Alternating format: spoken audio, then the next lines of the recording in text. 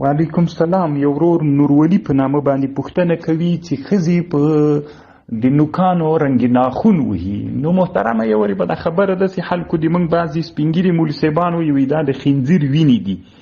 نو داسې نه ده محترمه، اصل کې دا رنګ ده، د رنګ ناخون. نو د دې په خاطر باندې علما دا خبر کوي چې معنا دا په نوکانو ووهي نو بیا هغه نوکانو لاندې اوبه نه رسیږي او داسې نه کیږي، غسل یې نه کیږي.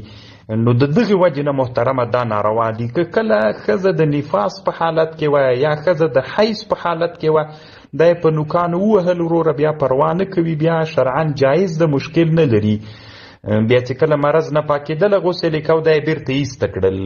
یا محترمه لکه مثلا د جمعې شپه وله د ښځې میړه چې و هغه مسافر و، له کور ته راغی، نو ښځې د شپې دا نوکان ورته رنګ کړل، ځان یې ورته جوړ کړ، سهار یې چې غسل کو داسې دوا یې په نوکانو ووهله چې بیرته یې لرې کړي. هېڅ مشکل دغسې صورت کې نه لري وروره. دغه فقهاو لیکلي، معاصرو فقهاو، الله دې جوړ لره وروره. طلا او لظافیر دې ته وایي.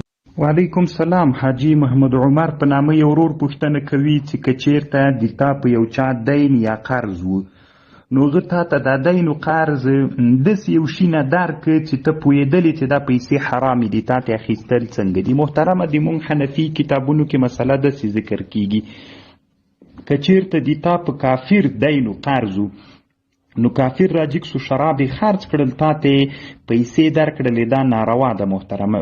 اخیستل جایز ده، یعنې همغه د شرابو پیسې، ځکه کافر ته د شرابو خرڅول جایز دي، نو دا پیسې هم دته جایز دي. که مسلمان راجګ سو، مسلمان شراب خرڅ کړل، د تا دین پې باندې د همغه شرابو روپۍ تا ته درکړې، دا ناروا دي، ځکه د مسلم په حق کې دغه بیع باطله ده او د بیع باطلې په مقابل کې پیسې نه صحیح کېږي. نو محترمه د تا په مسله کې هم دغسې حکم ده. خو بیا د بیع فاسد او د بیع باطل فرق شته محترمه. لکه مثلا که داسې و چې یو سړی یو څه پیسې حلالې وي، یو څه حرامې ولې دغه مشترک نه یې تا ته درکړلې، بیا انشاءالله ګنجایش شته پکې.